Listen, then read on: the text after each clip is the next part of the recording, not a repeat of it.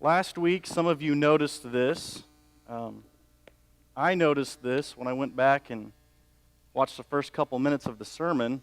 Right here, behind the stage, is a glare. There's a hole in one of the slats up there.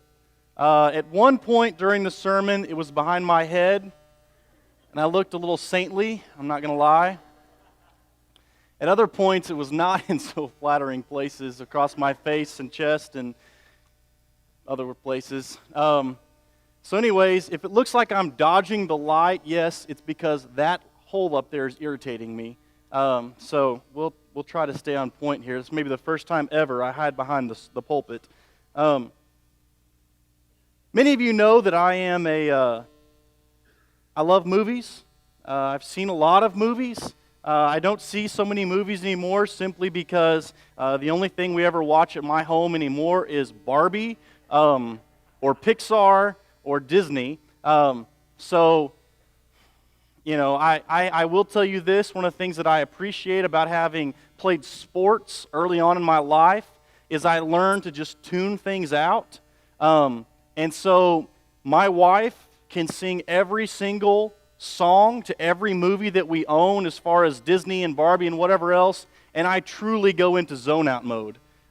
You could ask me anything, and I'm just kind of nod. One of the movies that I remember seeing earlier in my life that I really enjoyed was a movie called Signs. Some of you have seen this, some of you maybe you have, maybe you haven't. There's this moment in the movie Signs where they are debating the existence of God and the providence of God. Now, this isn't necessarily their language, but this is what's taking place.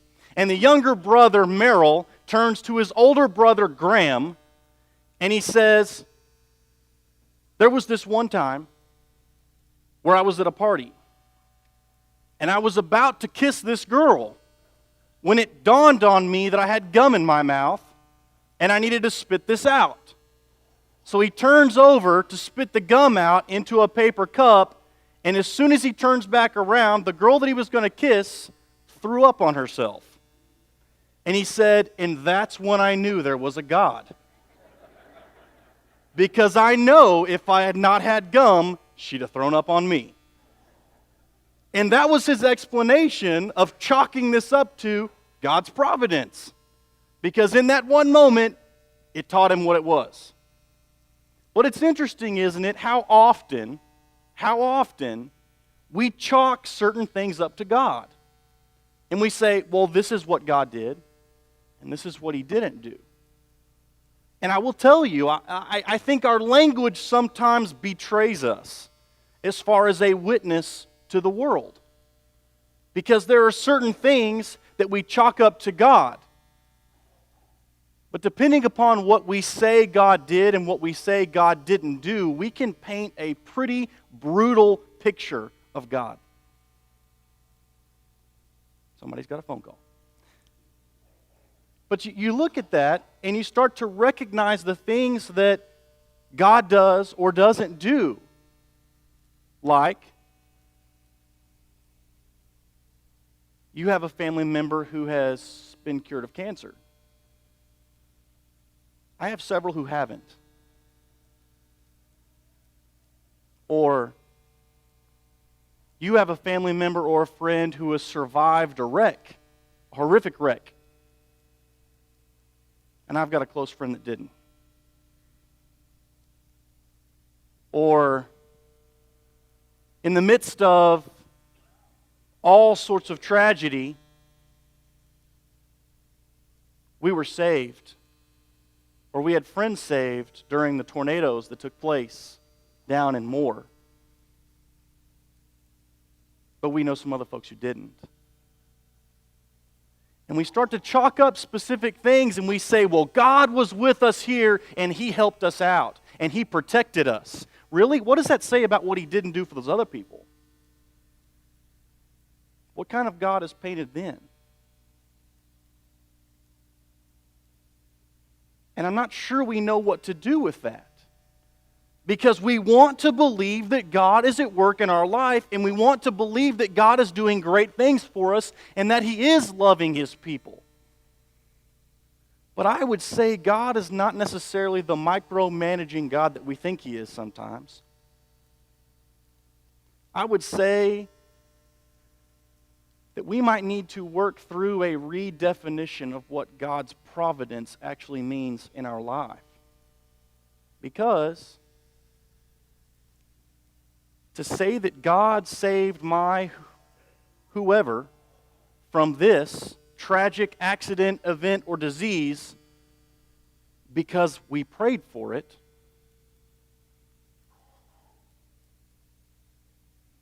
go spend a little bit of time in a hospice place for a little while.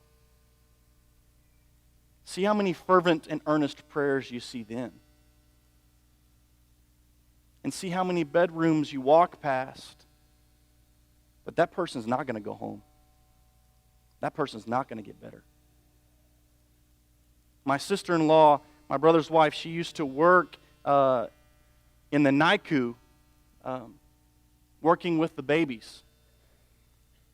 And she said eventually she got to a point where she had to quit working there because she just couldn't deal with seeing these little infants die. And we start to chalk up things and we say, well, God worked here, but He didn't work here. And God protected us here, but does that mean He wasn't protecting them over there? See, one of the interesting things is what we get in the story of Ruth. Because we're going to read through a few things here in just a little bit as we start to look at the totality of what takes place in this story. And it is a very difficult thing what is taking place during the time of the judges. This is the time in which the book of Ruth is written. This is the time in which her story is given to us by an unknown author. We have no idea who wrote this book. But you've got a man named Elimelech, who, interestingly enough, his name means, "My king is God," who takes his family from their homeland to another place in Moab because there's food there during the time of a severe famine. But recognize what's taking place in the story of Israel. If you remember, or if you've ever read the end of Judges, you will recognize that this is not Israel's finest hour. Not even close. You've got one Levite priest who is known and perfectly okay with the fact that he is a prominent Baal idol worshiper. That's the priest of, one of the priests of Israel. One of the men who is supposed to be leading them into the presence of God, and he's an idol worshiper. You've got another one who's taken a concubine that in some major conflict, other Israelites come to him and they desire to basically sodomize him. And in an effort to save his own skin, he gives these men his concubine and allows them to rape her and then murder her. These are the spiritual leaders of Israel during this time. And in the midst of this story comes a godly woman who has converted her daughter-in-law, and we see a very faithful man.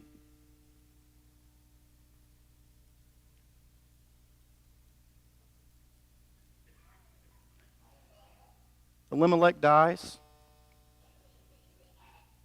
His two boys take Moabite daughters.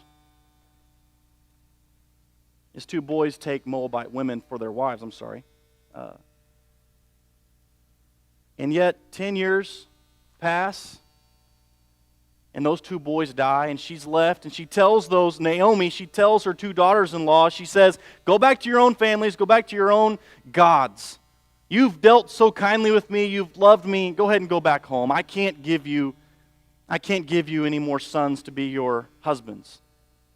And Naomi's life is in a very precarious situation. Because if she decides to go back to Bethlehem, the land and the name of her husband is at stake. It's on the line because there are no men in the family to reclaim their place in the Israelite society. And so these two women, Naomi and Ruth go back together. They end up in Bethlehem. They have no food. They're in a very difficult place because this is a very patriarchal society where men rule and women are left to be taken care of by the men. So they begin, or at least to survive, Ruth finds her way to a field and she begins to glean the barley. She meets a very faithful and compassionate man named Boaz who allows her to glean. And if you don't know what the gleaning process is, basically what would happen is the reapers would come through, the people that worked for the landowner, and they would reap whatever they could get. But by Israelite law, in an effort to be compassionate to the poor, anything that they did not get the first time around was to be left. And when those workers left the field, the poor and the widows, the foreigner who had nothing, could come onto the land and take what was still left. There wasn't an awful lot left. They were business people just like us. And so here is Ruth doing what she can to glean this barley so that she has enough food for her and Naomi. And Boaz, the landowner, sees her. He knows her story of compassion, of her devotion to Naomi. And so he issues basically a statement of protection over her as she gleans on his land. As you move further into the story, in this Israelite culture, the closest of kin could come in and take the woman to be his wife, and then that would restore her property, it would restore her name, the name of her husband, the name of their family, and it would give them back what was theirs in society. But the closest kinsman, the closest man in the family had to be the one to do that. Because Naomi, being a woman in the society, could not do that for herself. And so Boaz comes in after having a weird and interesting conversation with another man who says, no, I'm not going to put my inheritance or my money on the line for those people. I'm not going to do that. So Boaz decides, because of what he sees and how impressed he is with the character of Ruth, he will do that. Naomi advises Ruth on how to go to Boaz and to basically remind him of how this law works and what this rule in Israelite culture is about. And I want to read for us here the very end of the book of Ruth, beginning in chapter 4, verse 1.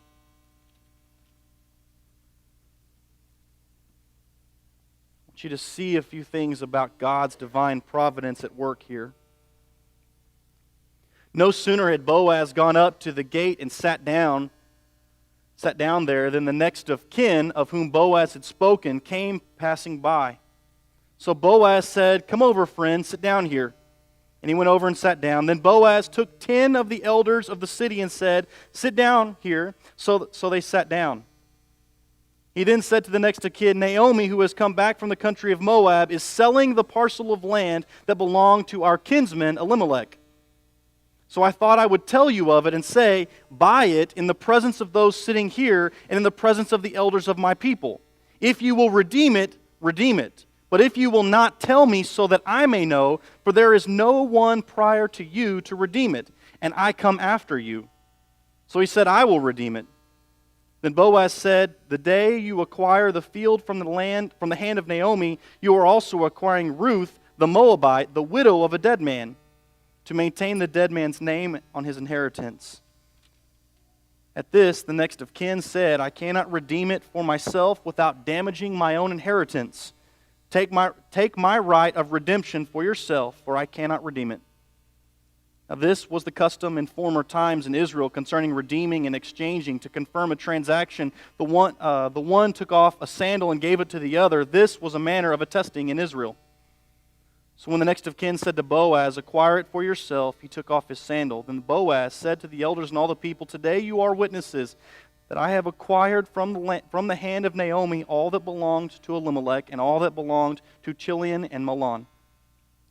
I have also acquired Ruth the Moabite, the wife of Mahlon, to be my wife, to maintain the dead man's name on his inheritance, in order that the name of the dead man may not be cut off from his kindred and from the gate of his native place. Today you are witnesses." Then all the people who were at the gate, along with the elders, said, "We are witnesses. May the Lord make the woman who is coming into your house like Rachel and Leah, who built together up the house of Israel. May you produce children in Ephrathah, and bestow a name in Bethlehem. And through the children that the Lord will give you by this young woman, may your house be like the house of Perez, whom Tamar bore to Judah." So Boaz took Ruth, and she became his wife. When they came together, the Lord made her conceive, and she bore a son. Then the woman said to Naomi, "Blessed be the Lord who has not left you this day without next of kin, and may his name be renowned in Israel. He shall be to you a restorer of life and a nourisher of your old age. For your daughter-in-law who loves you, who is more to you than 7 sons, has borne him." Then Naomi took the child and laid him in her bosom, and she became his nurse. The woman of the neighborhood gave him a name, saying, "A son has been born to Naomi." They named him Obed. He became the father of Jesse, the father of David. 28 generations later, we receive Jesus the Messiah. What do we do with the story of God's providence? What do we do with this? Because interestingly enough, throughout this entire text, we have to deal with the fact that the only direct movement of God that is given to us in the entire story is that once Ruth and Boaz are married, she is able to give birth because of the Lord. That's the only direct action of God in the entire story.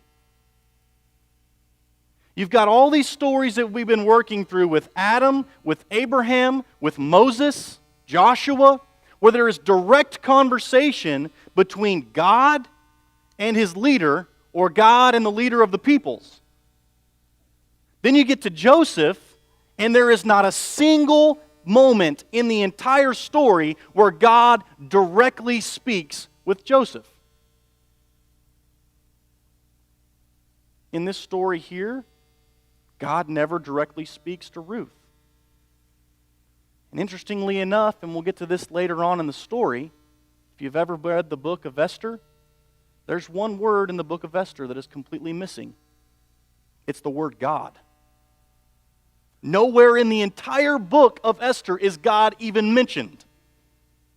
And yet, his hand is all over that story. And so we look at this conversation of providence and how God moves, and in one situation in life, he is blatantly intruding into the story. And in another situation, in another story, God's not even mentioned. Or, what we see with God is he is behind the scenes doing certain things and indirectly helping people. Have you ever asked yourself this question? What can't God do? Is there anything God can't do? Some of you have quizzical looks on your face like, I'm not sure what the answer to that question is. I believe God can do anything, but there are things God cannot do. He can't change free will. He's chosen not to. Because free will is the only way we can love. It has to be a choice and a commitment by the person. And if he changes free will, then we're nothing more than robots. People have to surrender to God for Him to be at work in their life. And this is the relationship that works back and forth. And so this whole conversation of God's providence on how He works, like I said, our language hurts us sometimes because we chalk some things up to God and say, this is how God works. But He doesn't work like that in everybody's life. And so if He saves your relative or my relative from cancer, but He doesn't save somebody else's, what does that say about who He is?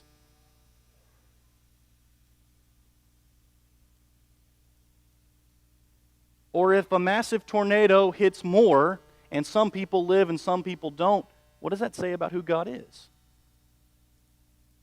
Or one that's even more closer to me, especially as we get into this time of year. 24 college students go on a weekend mission trip to work. The bus has a wreck, and one girl out of 24 people is killed.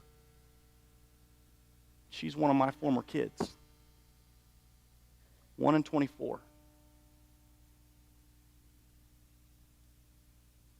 And I guarantee you, we all ask the questions, selfishly. Why Annabelle? Why'd you take her? Or like Naomi, why has God dealt so bitterly with me?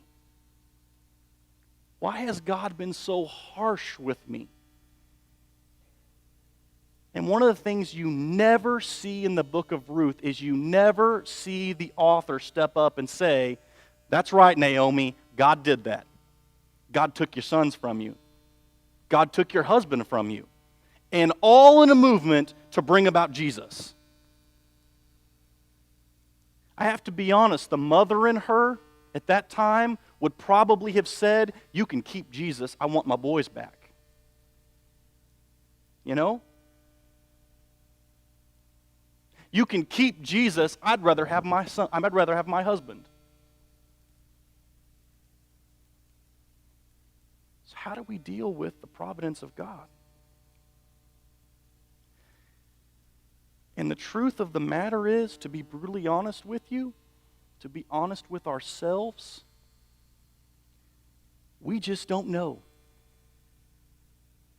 There are times we just don't know because God is blatantly at work in some situations and He seems like He's nowhere to be found in others. And I'm not saying He is, but I'm saying it sometimes feels that way, doesn't it? Where are you? Why save their family member and not mine?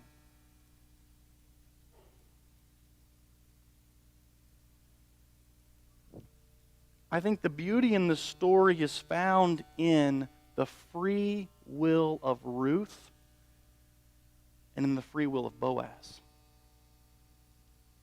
Did you hear Ruth's language? Where you go, I'll go. Your God will be my God.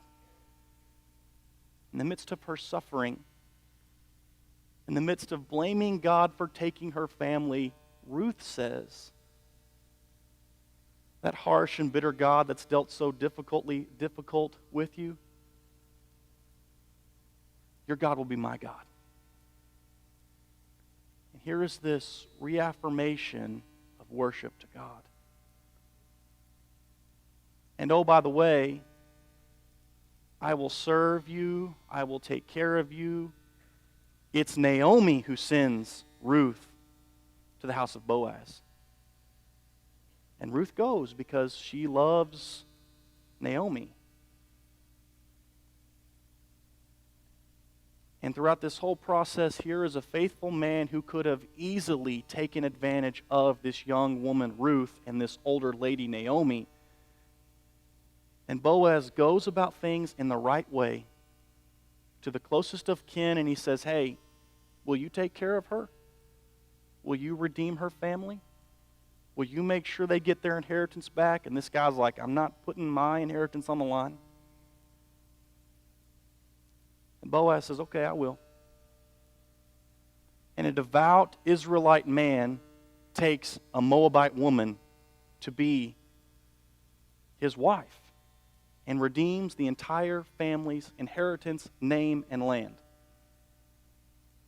And the free will of man, the free will of people who say, we will honor God with our life, come together, and God brings about the most beloved king in the history of Israel, and 28 generations later brings about the Messiah.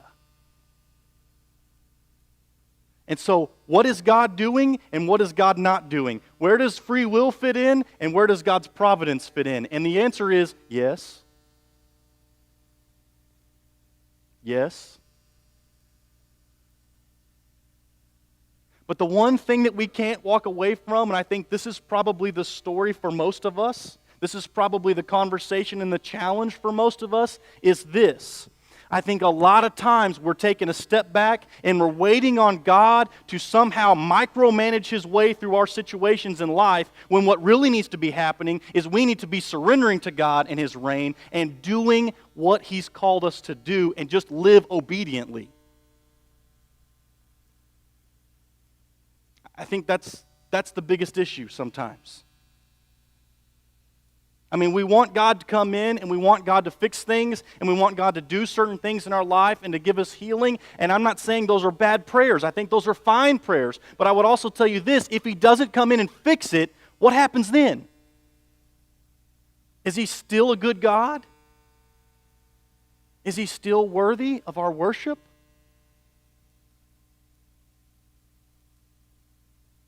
Is He still providential? Does He still get the last word?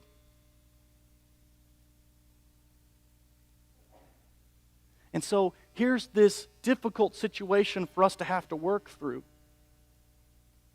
Because I know what my heart tells me sometimes, and in my insecurity, in my fear, I want to chalk certain things up to God because it makes me feel better. You know? When certain people are not hurt in a wreck, I want to say God took care of them and God protected them, because it makes me feel better to think that God is really working in our lives and doing something. And yet, to be brutally honest with you, I'm not sure that we can truly say that. And so what does the divine providence of God mean? Here's what I think it means, and here's where I'm going to finish with the conversation today. I think God's divine providence needs to be redefined into an understanding of, yes, God is wholeheartedly at work in a world that is spinning in free will.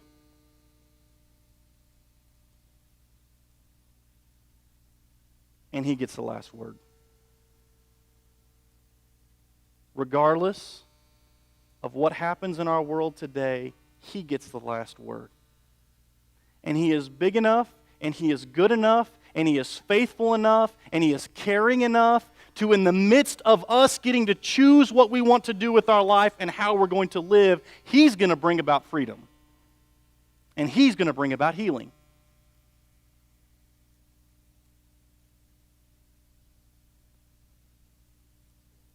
And one day,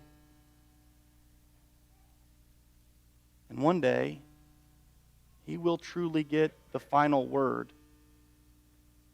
And the beauty of God's faithfulness will be revealed to us in ways we've never, ever understood. And so, I don't know where you're at this morning. And I don't know what you're struggling with, or what you're hurting through, or what you're celebrating. But I would tell you this. I think first and foremost, we need to be careful about what we chalk up to God. And second, I would say, at the heart of every single situation is a God who is gracious and merciful and loving, and who is at work to accomplish a perfect kingdom that is coming. And we are in the process of building beautiful relationships and in serving in wonderfully compassionate ways that will echo for eternity. That's what we're doing here. Not just in this room, but in our lives. We're building kingdom. That's what we're doing. And so, maybe our prayers, and I'll finish with it this morning. Our prayer is to be people like Ruth and Boaz who just say, I'm going to surrender to the reign of God whether I see him at work directly in my life or not. And I'm going to trust that regardless of what happens, he's going to bring about Jesus in my life. Because that's what their story says. Regardless of what happens, what does he do? He brings about the King and the Messiah. Let's pray. Father, we love you. We praise you. And God, for many of us, we question you. We need, in so many ways, God, we need you to help us work through our insecurities and our fears, our anger and our frustration, so that we might understand your goodness. So that we might understand and come to know that you are a good and loving God who brings about perfect ways. So that we might know that you have overcome sin and death. God, give us the courage to believe even when times are tough. May we remember your goodness and your promises that regardless of the situation, you will bring about the King in our life. And our job is solely to surrender to you. May we do that every day. In your name I pray. Amen. We can help